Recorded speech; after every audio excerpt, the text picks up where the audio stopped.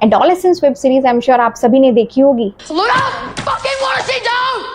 You do not tell me when to sit down! Recently इसने Amy जीता है and it talks about a very important societal issue which is teenage behavioural problems and bullying. Recently, even in Ahmedabad, similar real life incident हुआ है which is a very tragic incident and needs addressal। कई बार हम कुछ bad behaviours को teenage की बदमाशी नटखट ऐसा समझ के निग्लेक्ट कर देते हैं, बट अगर कुछ पैटर्न्स हमें दिखे तो it is important to pay attention. जैसे कि क्रूएल्टी दिखाना दूसरे इंसान की तरफ या एनिमल की तरफ, जैसे कि पत्थर फेंक दिया या परेशान करना, जानबूझ के तंग करना, वेपन्स यूज़ करना, इवन सेक्सुअली परेशान करने की कोशिश करना, झूठ बोलना, मैनिपुलेट करने की कोशिश करना, प्रॉपर्टी जानबूझ के तोड़ देना, डिस्ट्रक्ट करना, या फिर घर से रात रात भर दूर रहना या स्कूल बंक करके चले जाना। इन सब सिम्टम्स में से कुछ सेट ऑफ सिम्टम्स अगर प्रेजेंट है तो इस बच्चे को हो सकता है कंडक्ट डिसऑर्डर। कई बार इस डिसऑर्डर में बच्चे को रिमोर्स तक नहीं होता अपने एक्शंस को लेके। All I did was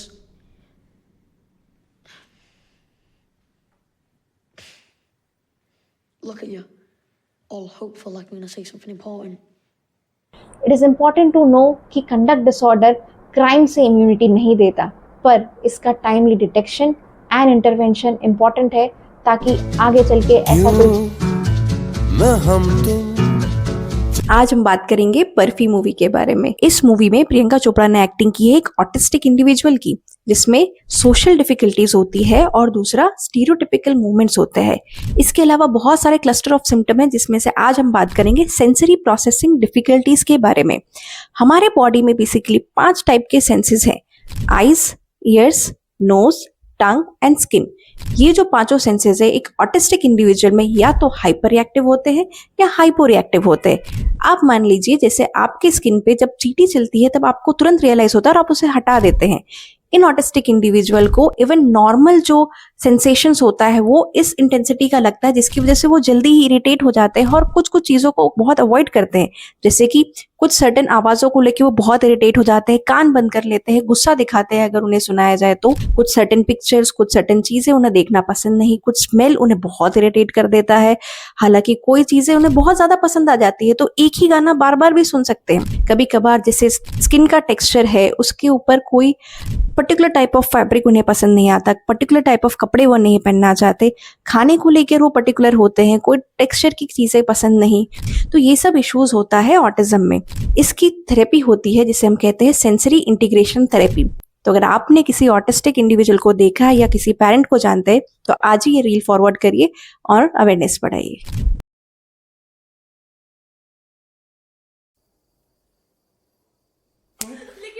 Hi, do you wonder what kind of parenting style are you using for your child and if it is right or not? Let me tell you about 3 different type of parenting styles that we use as psychiatrists. First one is permissive parenting, in which there is very little regard of rules and the parent fulfills almost all demands of the child. Let's go.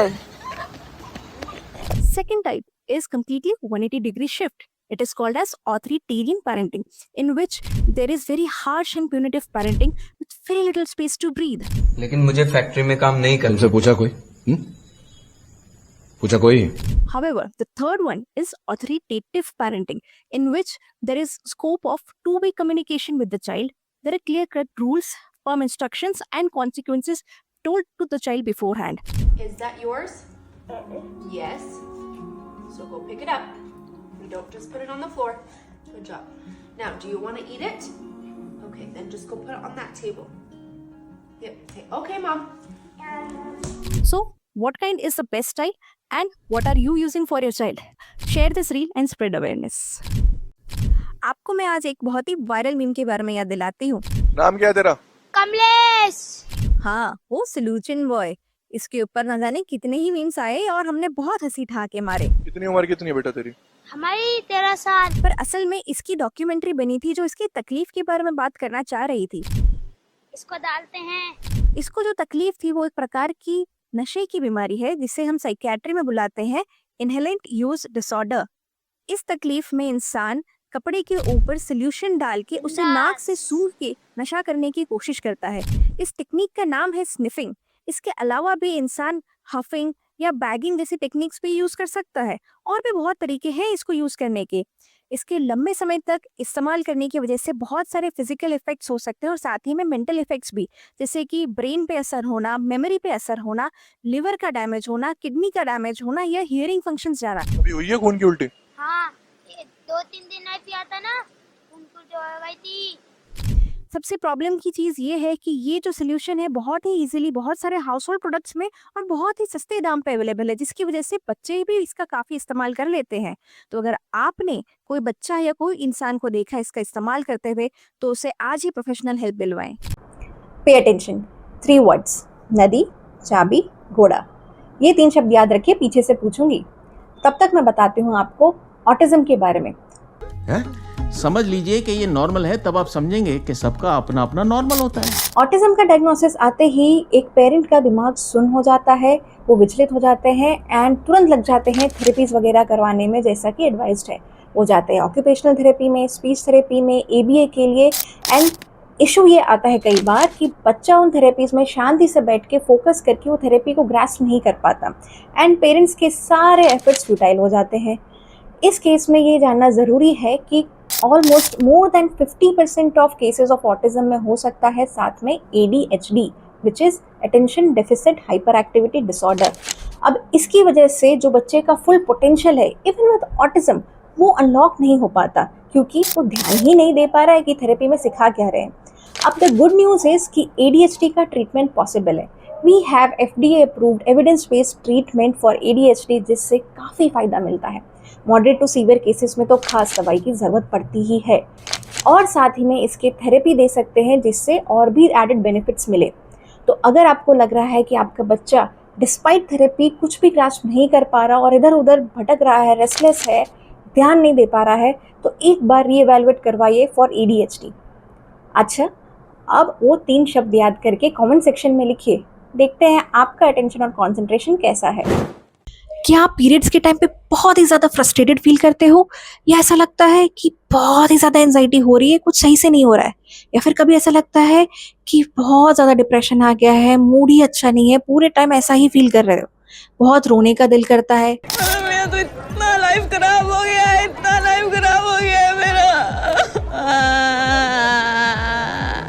कहीं काम में मन नहीं लगता है, कुछ concentration नहीं कर पाते हो, खाना ठीक से नहीं खा पा रहे हो, पूरे टाइम ब्लोटेड फील कर रहे हो, और इतना मूड स्विंग्स कभी कभार तो आ जाता है कि रिलेशनशिप्स में या फिर कभी वर्क प्लेस पे भी लैश आउट कर गए हो, और आपको लगता है कि ऐसा क्यों हो रहा है, ये सब कुछ आउट ऑफ कंट्रोल एकदम से क्यों हो गई है मेरी दुनिया। पर एक बार पीरियड्स चले जाते हैं, उसके अगले हफ्ते आप एकदम ठीक फील करने लगते हो, और ऐसे पहले के पीरियड्स आपके नहीं थे, तो आपको हो सकता है PMDD, जिसे कहते हैं प्री मेंस्ट्रुअल डिस्फोरिक डिसऑर्डर। ये PMS से अलग है, PMS में उतनी सिवियरिटी नहीं होती। PMDD के लिए आपको ज़रूरत होगी थेरेपी की और मेडिसिन की, जिससे आप अपनी नॉर्मल लाइफ रिज्यूम कर सकते हैं। Oh, my child is having speech delay, is it autism? नहीं, ज़रूरी नहीं है कि हर स्पीच डिले वाले बच्चे को ऑटिज्म ही हो।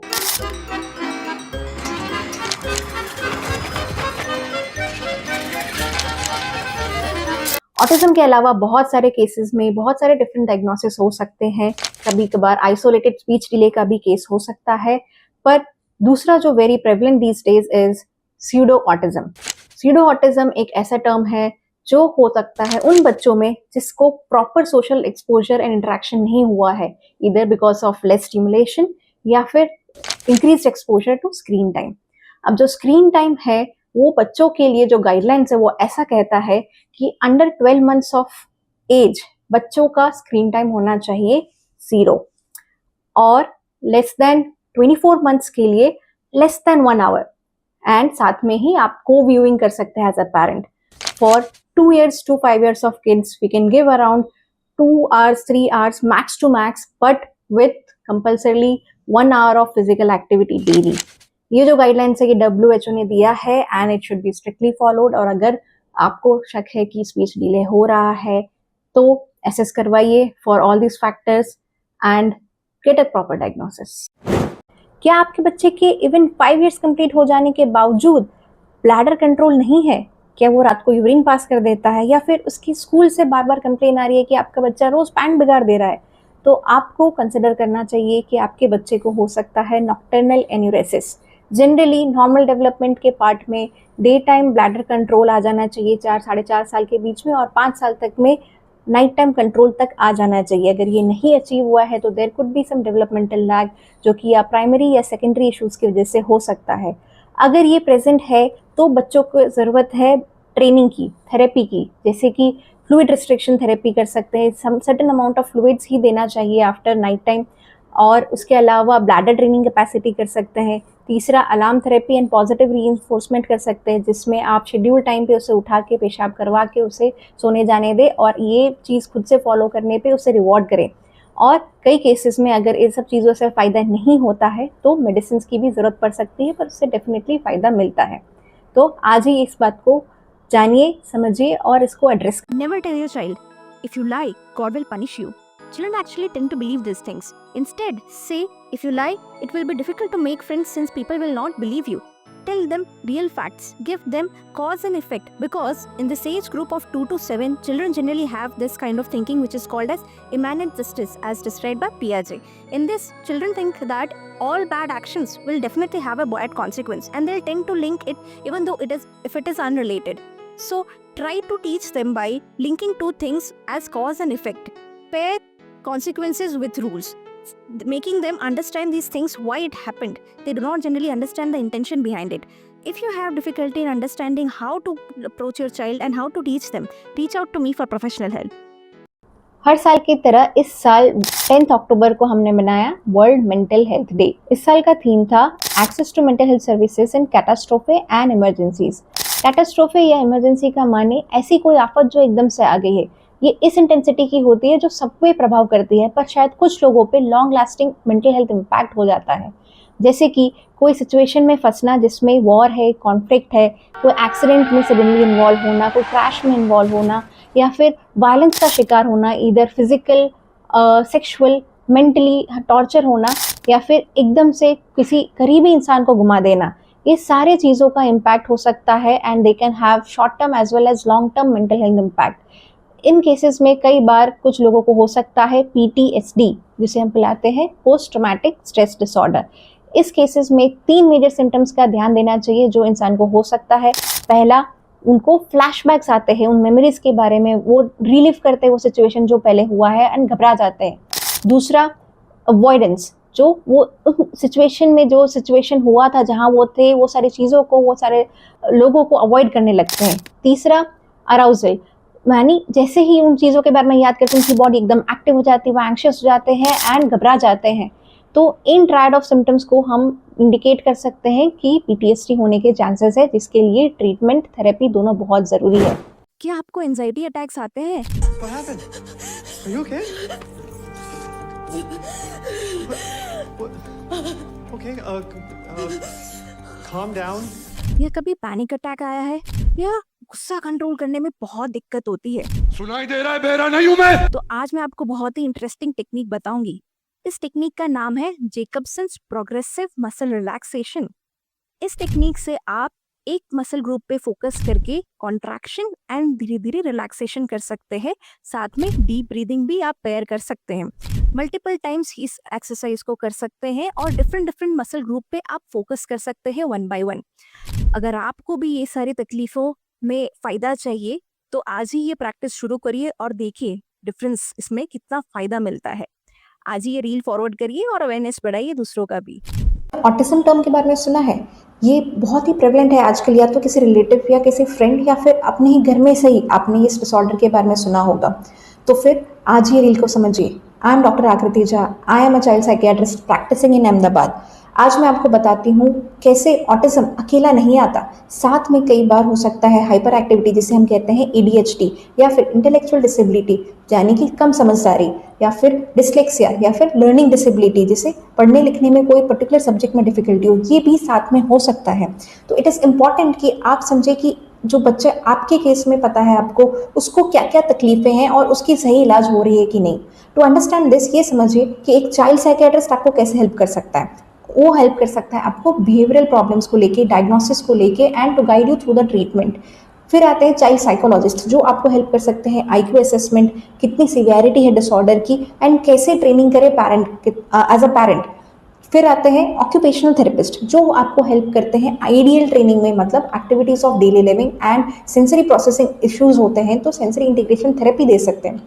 फिर आते हैं स्पीच थेरेपिस्ट, जो कि लैंग्वेज डिले वाले जो बच्चे खास होते हैं जिन्हें प्रॉपर यूज ऑफ लैंग्वेज नहीं आता, उनको हेल्प कर सकते हैं। तो आज ही समझिए पूरी टीम को और सही जगह जाके सही ट्रीटमेंट लीजिए। क्या आपको एंजाइटी अटैक्स आते हैं What happened? Are you okay? या कभी पैनिक अटैक आया है या गुस्सा कंट्रोल करने में बहुत दिक्कत होती है? सुनाई दे रहा है, बहरा नहीं हूं मैं। तो आज मैं आपको बहुत ही इंटरेस्टिंग टेक्निक बताऊंगी। इस टेक्निक का नाम है जेकबसन्स प्रोग्रेसिव मसल रिलैक्सेशन। इस टेक्निक से आप एक मसल ग्रुप पे फोकस करके कॉन्ट्रैक्शन एंड धीरे धीरे रिलैक्सेशन कर सकते हैं। साथ में डीप ब्रीदिंग भी आप पेयर कर सकते हैं। मल्टीपल टाइम्स इस एक्सरसाइज को कर सकते हैं और डिफरेंट डिफरेंट मसल ग्रुप पे आप फोकस कर सकते हैं 1 by 1। अगर आपको भी ये सारी तकलीफों में फायदा चाहिए तो आज ही ये प्रैक्टिस शुरू करिए और देखिए डिफरेंस इसमें कितना फायदा मिलता है। आज ही ये रील फॉरवर्ड करिए और अवेयरनेस बढ़ाइए दूसरों का भी।